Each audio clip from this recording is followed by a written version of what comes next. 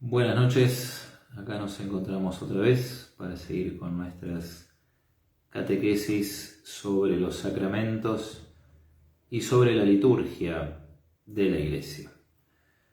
Hoy vamos a cerrar este tema que habla de la celebración de los sacramentos, de lo que tienen en común la celebración de los 7 sacramentos de la Iglesia, de su liturgia, tocando un último tema que, como siempre, lo encontramos en el Catecismo de la Iglesia Católica, que es nuestra guía en estas charlas.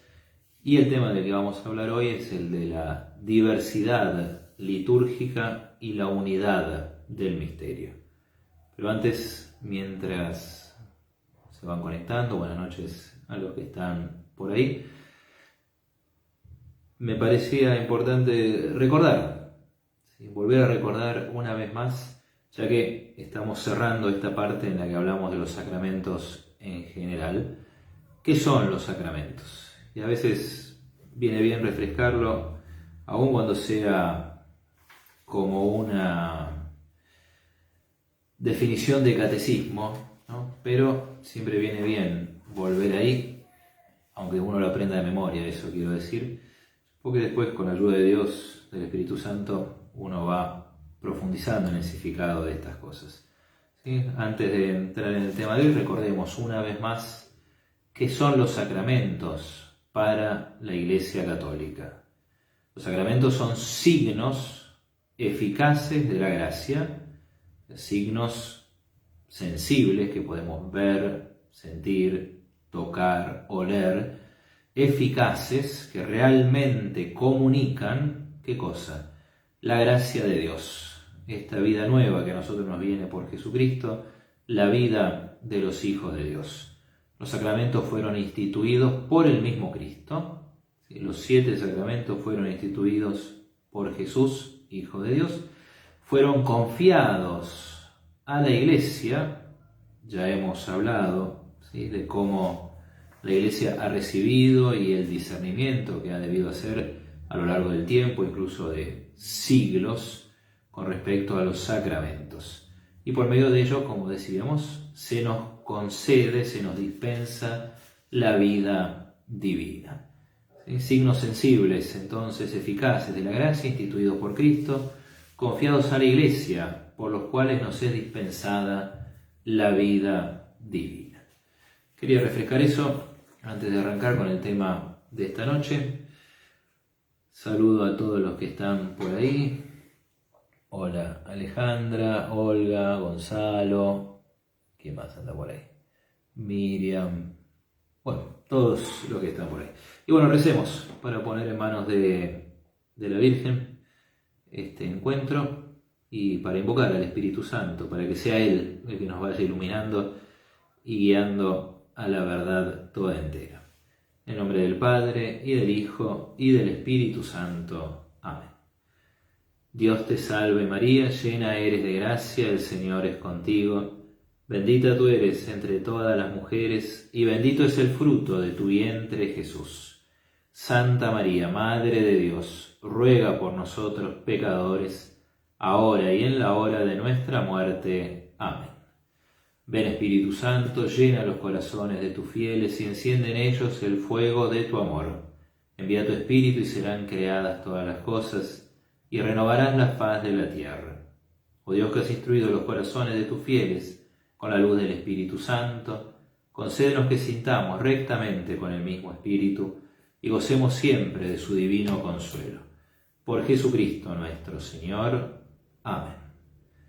San Juan Bautista, cuyo nacimiento estamos ya celebrando, ruega por nosotros. En nombre del Padre, y del Hijo, y del Espíritu Santo. Amén. Muy bien, entonces vamos a cerrar esta parte en la que venimos reflexionando acerca de la celebración, de lo que tienen en común la celebración de la liturgia y los sacramentos en particular, hablando de la diversidad litúrgica. Déjeme saludar al querido Vitauta, que está ahí conectado, a Danute, hola mamá.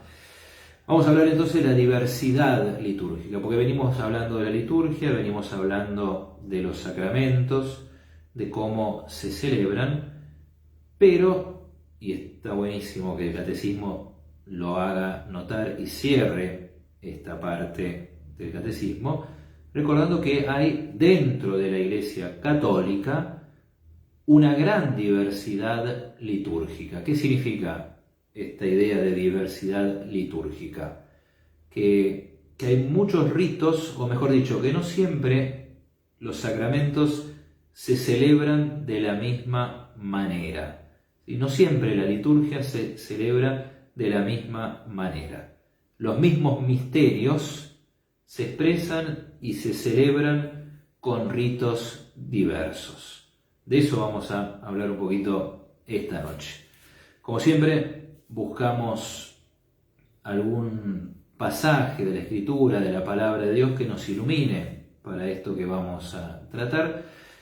Y me venía en mente el pasaje de la carta a los Filipenses, capítulo 2, versículo 9, si quieren.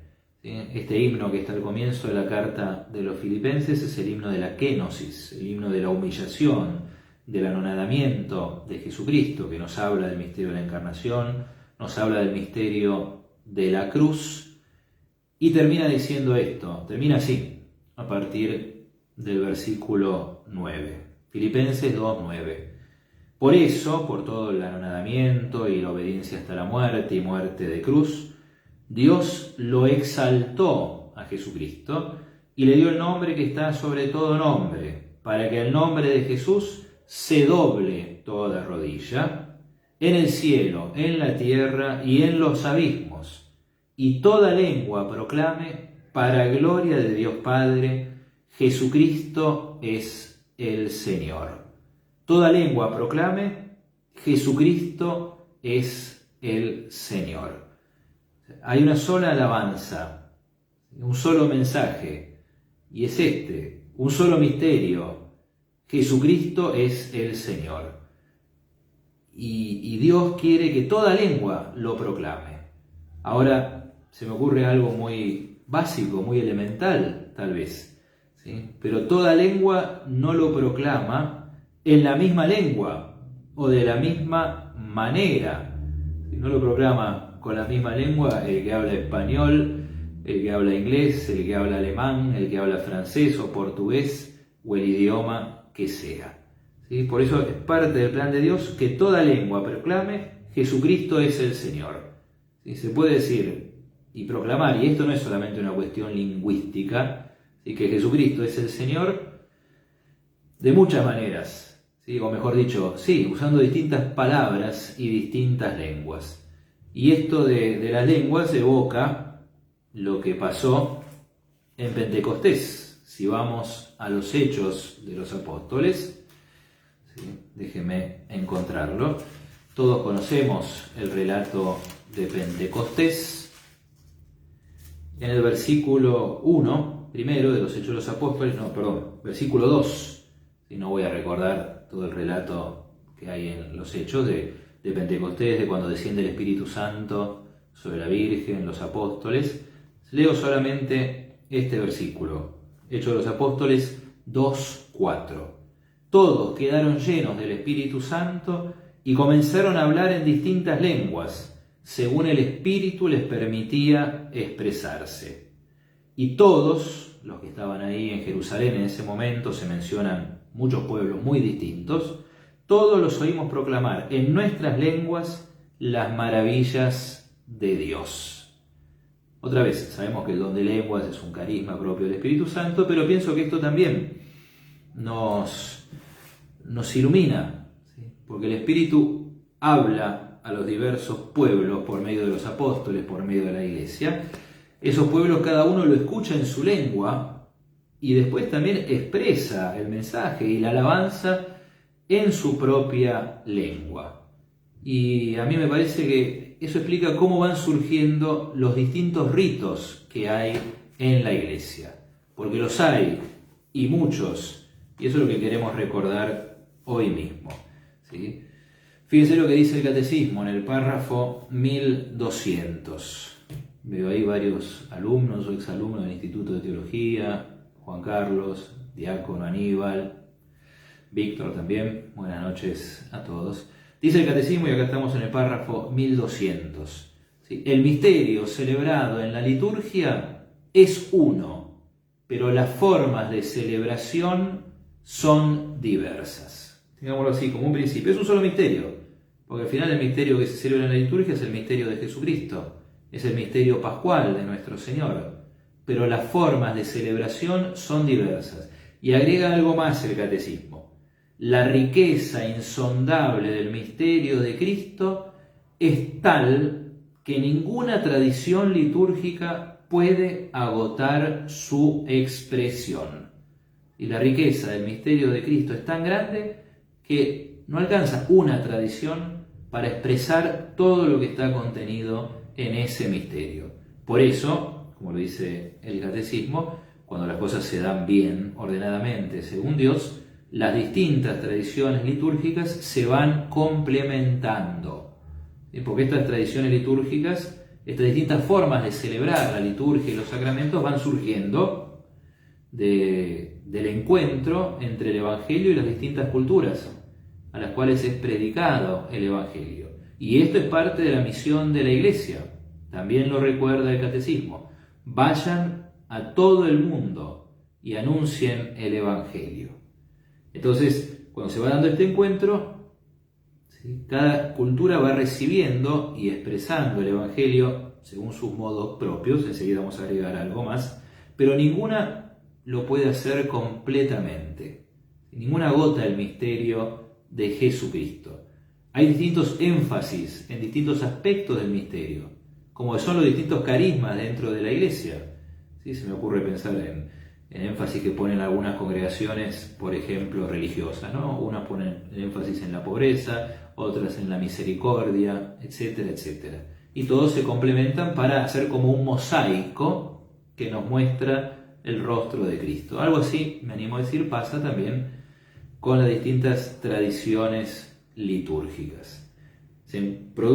Surgen estas tradiciones, entonces decíamos, ¿no?, por el encuentro entre el Evangelio y las distintas culturas, que tiene que ser un encuentro guiado por el Espíritu Santo y discernido por la Iglesia, porque puede ser que en muchas culturas haya cosas que no sean compatibles con el Evangelio de Jesucristo. Entonces en esto no hay que ser ingenuo. Esto que se llama la inculturación del Evangelio implica también la purificación de las culturas. Porque acá no nos vamos a poner así, en ingenuos y decir que todo lo originario es bueno, como si no hubiera habido pecado original. En cada cultura hay elementos buenos y malos, positivos y negativos. El Evangelio lo que hace es elevar lo bueno y purificar, y si se quiere, hasta exorcizar lo malo. Y eso también se tiene que dar en la liturgia. No es simplemente incorporar elementos culturales de distintos pueblos sin más, sin ton ni son, sin ningún discernimiento, sino justamente haciendo este discernimiento. Discernimiento que le corresponde sobre todo a la jerarquía de la Iglesia, a sus pastores, el Papa y los obispos en comunión con el Papa. ¿Cuáles son, para que sea un poquito más concreto esto de lo que estamos hablando, los distintos ritos que hay actualmente dentro de la Iglesia? Tenemos varias familias de ritos, llamémoslas así, porque a su vez dentro de ellos están otros ritos.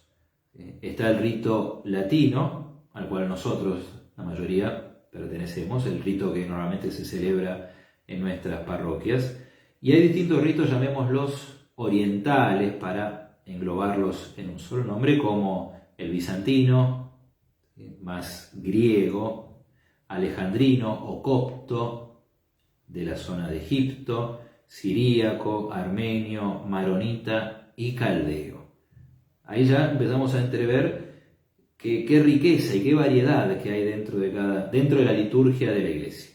A su vez, dentro del rito latino al que nosotros pertenecemos, recuerda el catecismo que existe, por ejemplo, el rito romano, que ese es propiamente el que nosotros celebramos. Nosotros celebramos el rito latino-romano, pero también hay ritos dentro del latino, como el ambrosiano, que se celebra en la diócesis de Milán, el hispánico visogótico, que se celebra todavía en algunos pocos, pero lugar sí se celebra en España, ¿sí? Y algunas órdenes religiosas que por concesión de la Iglesia tienen sus propios ritos y sus propias formas de celebrar, ¿sí?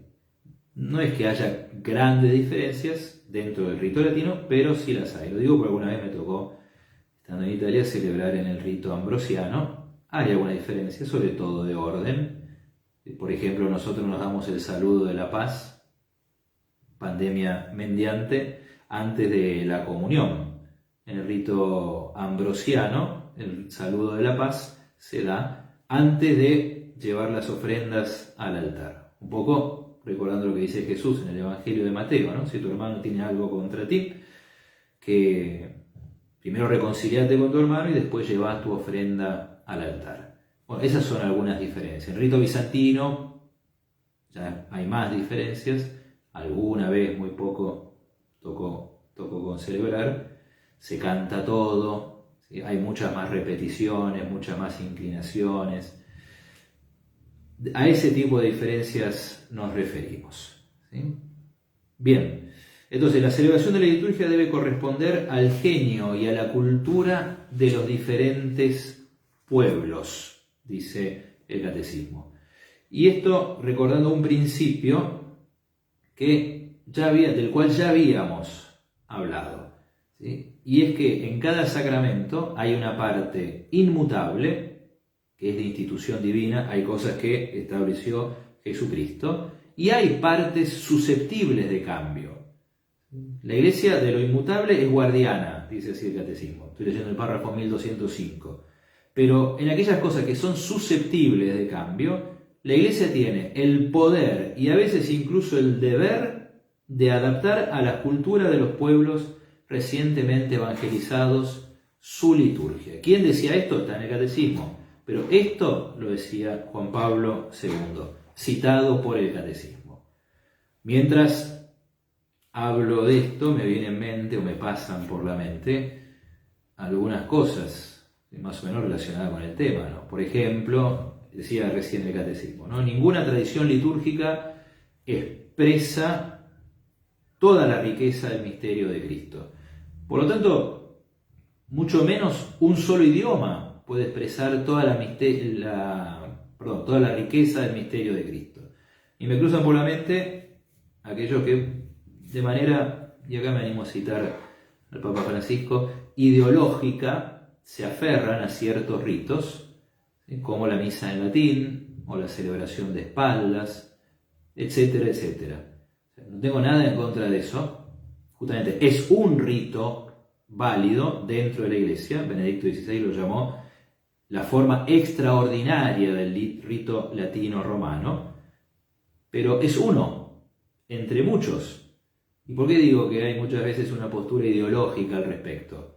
¿Sí? Porque si bien puede haber abusos litúrgicos en la misa después del Concilio Vaticano II, así como puede haber abusos litúrgicos en la misa anterior también, no es exclusividad de una o de otra, pero pensar que un solo rito es válido y que todo lo otro es falso, o como algunos más exagerados llegan a decir, casi del anticristo, y eso es no entender lo que es la Iglesia, porque la liturgia de la Iglesia expresa también lo que es la Iglesia.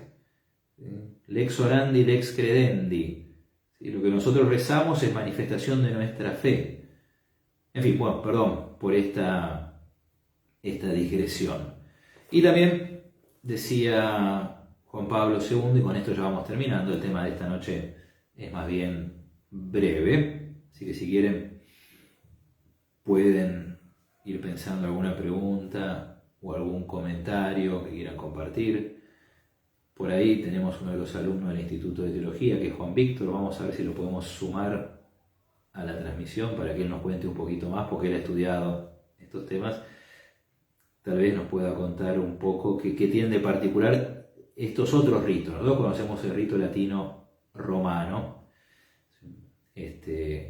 pero qué tienen de particular los ritos bizantinos, alejandrinos, coptos, etc. Vamos a ver si nos sale. Mientras tanto, ustedes vayan pensando preguntas o comentarios. Pero bueno, una última observación para cerrar este tema. ¿Sí? Y esto otra vez citando a Juan Pablo II, dice el Catecismo: es preciso que esta diversidad no perjudique a la unidad. Porque al final compartimos una sola fe, un solo bautismo, un solo Señor, como dice San Pablo. Por lo tanto, hay criterios también a tener en cuenta en esta enculturación o encarnación de la liturgia en las culturas. Primero, la fidelidad a la fe común. Segundo, la fidelidad a los signos sacramentales que la Iglesia ha recibido de Cristo. Esa parte inmutable de los sacramentos que no se puede sustituir.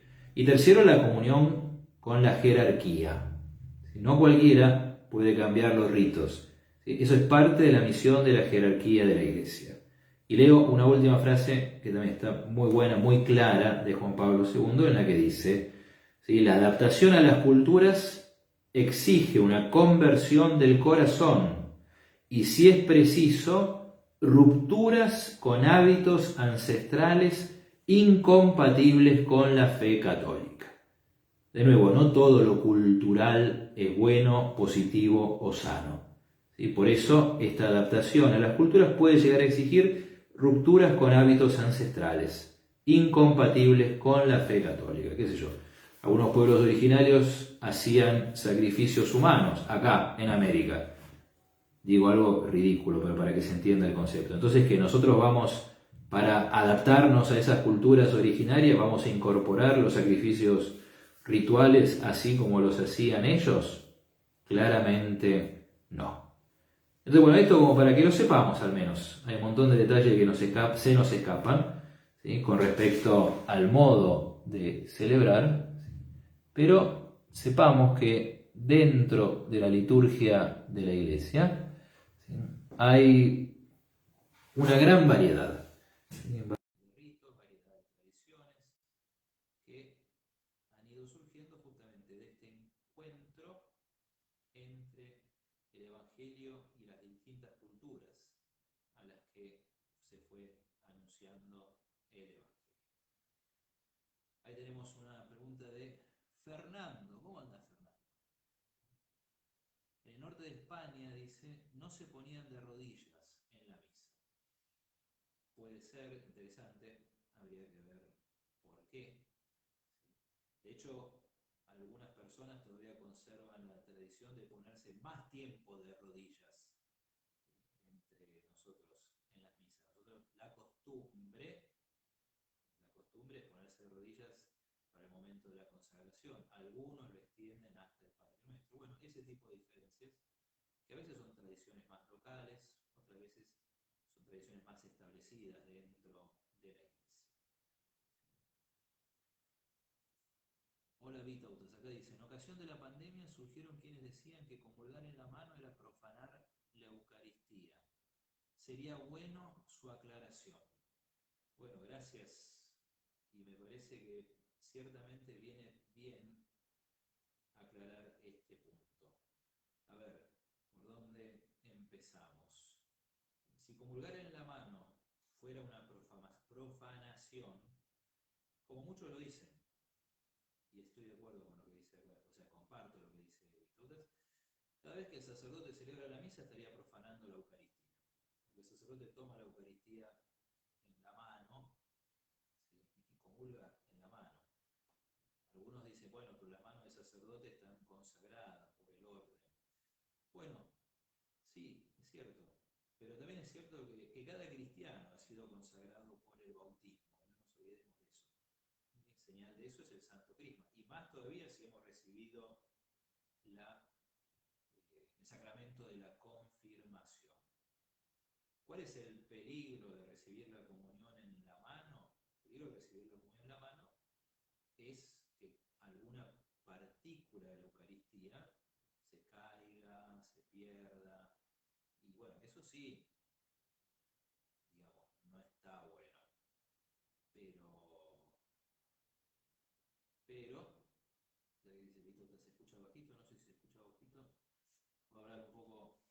fuerte. ¿Sí?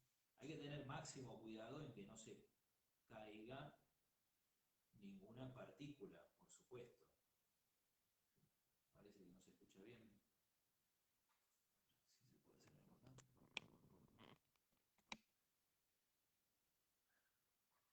Vamos a ir de vuelta. Estaba diciendo que al comulgar en la mano hay que tener mucho cuidado en que no se pierda ninguna partícula, porque en toda partícula está el cuerpo de Cristo, todo entero.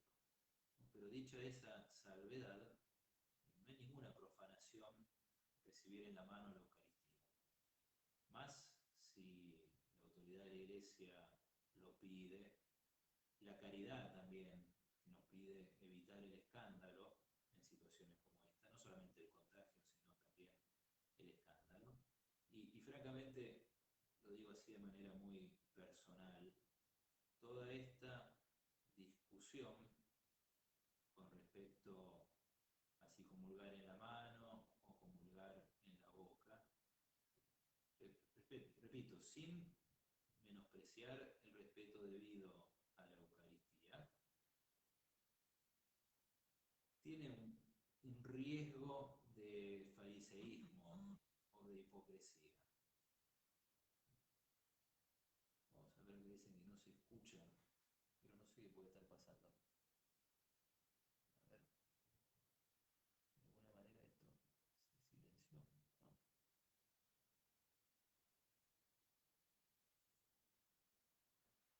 Bueno, francamente no sé qué está pasando. Digo, más importante que preguntarse si comulgar en la mano o en la boca, es preguntarse con qué corazón nos acercamos a comulgar. Esa es la auténtica devoción.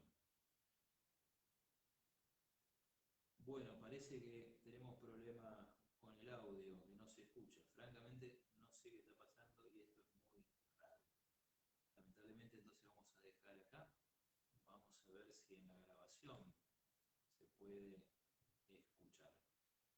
Y Dios quiera que en la próxima se pueda mejorar. Acá me dicen algo de la configuración, pero si se escuchaba al principio y se dejó de escuchar al final, raro que haya cambiado algo de la configuración. Bueno, vamos a dejar acá. Nos encontraremos, Dios mediante, la semana que viene. En el nombre del Padre, y del Hijo, y del Espíritu Santo. Amén. Gloria al Padre, y al Hijo, y al Espíritu Santo, como era en el principio, ahora y siempre, por los siglos de los siglos. Amén. El Señor esté con ustedes. Que la bendición de Dios Todopoderoso, Padre, Hijo y Espíritu Santo, descienda sobre ustedes y permanezca para siempre. Amén. Buenas noches a todos, que descansen. Nos encontraremos la próxima, esperemos que con mejor suerte tecnológica.